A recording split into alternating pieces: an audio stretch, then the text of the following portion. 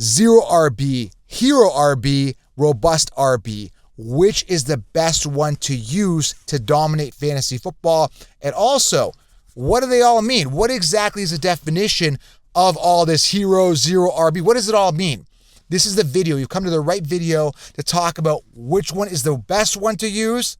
That's the first thing, and what it's all about. So if you're new to the channel, smash it, tap it, slap it. We are talking about fantasy football draft strategy here in the offseason in February. Guys, I am super excited. I can never stop getting excited about fantasy football. It doesn't matter what month we're in here. It doesn't matter. Now, I'm here in the SUV, get ready to pick up my kids from school. So I'm like, why not do a video and talk about this? Because it's something that's searched a lot. People search this and they want the answers. What does it all mean? And which one should you use? So if you're new to the channel, again, hit the thumbs up, drop a comment below. Which one do you think, after I go over all this, is the best strategy? Love to get your feedback when we're talking fantasy football draft strategy to win your leagues for fantasy football 2025 and beyond. Let's dive into it, okay?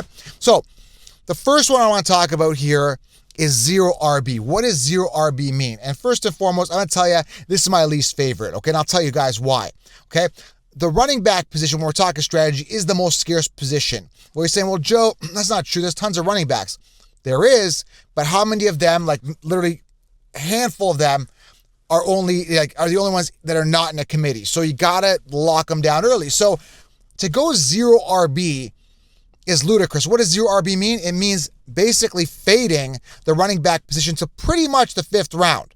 Okay, now that can be effective. There are guys that kind of bloom a little bit, rookies that come in that are sleepers that emerge, which is great. So you'll get a sleeper that may start kicking in regards to high fantasy football production, maybe 5, 6, 7 weeks into the season, maybe earlier on in the season. But typically rookies that come in, particularly this year, Ashton Genty's coming in, he's going to be a pretty early draft pick. So you got to imagine he's coming off, early in drafts. He could go off depending on where he lands, right?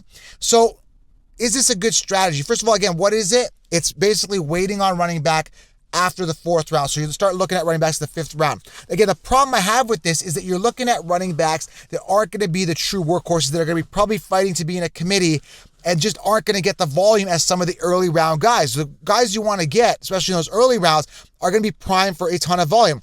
You're going to get 250 attempts, 300 attempts plus. That's what you're looking for when you get a workhorse running back. So that's very, very important. And also, by going zero RB, you got to understand that this position is extremely volatile, especially very injury prone. So you want to beef it up. So let's just say your RB1 is a guy that's mediocre, not say mediocre, but a guy that's coming off in round 5, who's probably going to be in a committee, not going to get the volume that you want.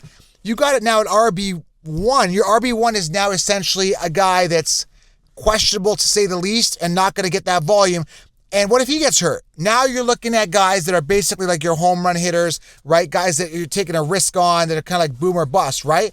That's why in my 16-round draft, which by the way, you can pre-order, I make sure that your roster is optimized with the right running backs in the right rounds. You have a balance. I like to roster around 4 to 5 running backs on my team just to make sure I have depth at this very scary position, I would say. Well, not scary if you got a backup plan, you got 60 rounds, you know what you're doing, but a position that could really get hurt easily and, got a lot of volatility and now, a lot of committees. So zero RB is the first one. A lot of people preach this and I'm totally against this. I don't believe in it. I don't like it. I've never actually, you know what? I actually did this. I actually was in a bunch of money leagues. Here's a quick story here. I was in a bunch of money leagues, right? And I always make it to the playoffs or win. This is the true story. I was like, let's just try the zero RB strategy. And I did it. And that team won 3 games the entire season. It was basically a team that went against the grain of everything that I do. So I'm like, dude, I don't want to do this, but I'm like, let's try it. It was like a $250 buy-in or something like that. I'm like, I don't want to do this, but I tested it out. And that team sucked. I think my wide receiver, I don't know who I went first round, but I think it was like Marvin Harrison Jr. round 2. And then I tried to get, which Marvin Harrison busted round 2. And I don't know who number 3 was, but I was like following the Conchipses and going zero RB. It didn't work. So I've proven this. It just did not work, okay? Number 2, hero RB. What does that mean? Hero RB, again, I don't like this term. I think it's kind of stupid, but it's basically getting a workhorse running back in the first 2 rounds to anchor your team. And last year, people did this with CMC. That was their hero, their one running back, and then they started going wide receiver, and they busted. Because again, even though you're going early running back, it's a scary position in the sense that you need depth.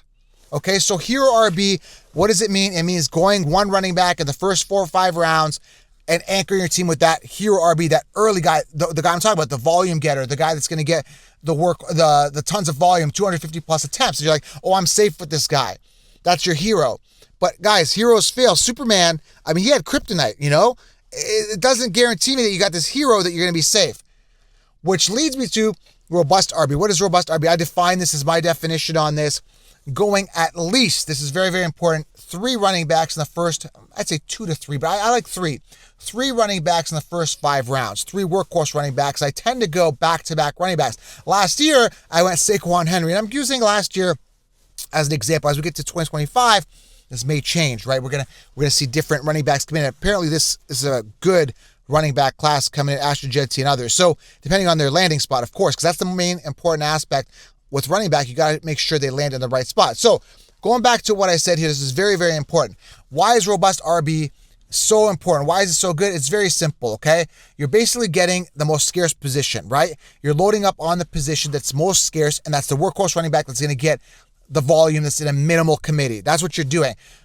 And there's wide receivers for days. I gave you an example last year. Brian Thomas Jr., Lad McConkey, Malik Neighbors came off in the 3rd round. You can get a lot of value at wide receiver later. This year, a lot of these, guys that were coming off early on, these so-called veterans, guys like Diggs, guys like Keenan Allen, they're all coming off later now because the sheep are off that train. I'm not saying I'm drafting them, but what I'm saying is wide receiver for days. Get tons of wide receivers, rookie wide receivers, wide receiver 2s that put up wide receiver 1 numbers that you're getting in the 9th round. But the running back is the most scarce position. That's why you got to get these running backs early, but make sure you get the right running backs because that's very, very important, right? So, again, which is the best strategy? Before I get into that too as well, head over to mybookie.ag, guys. That's the site I use, the site I trust. You can do a 50% match deposit. Now you're saying, well, Joe, why would I do MyBookie right now?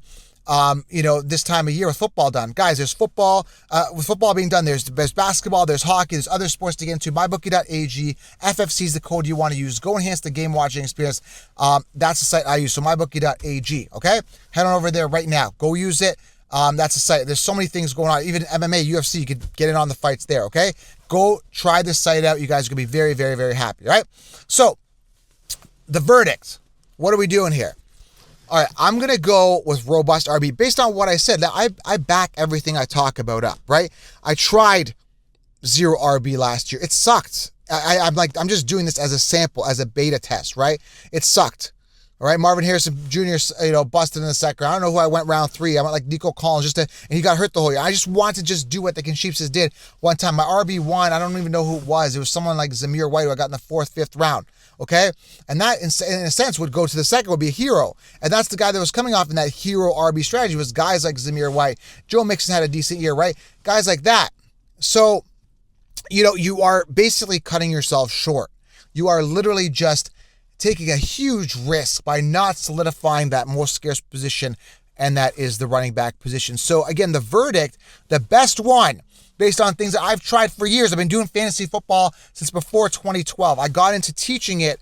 It's been 10 years now, right? And what's worked for me every single year is not being shy on those running backs. You can get value at tight end. Go back a couple years, Sam Laporta, I was getting him, guys, literally in the 10th round.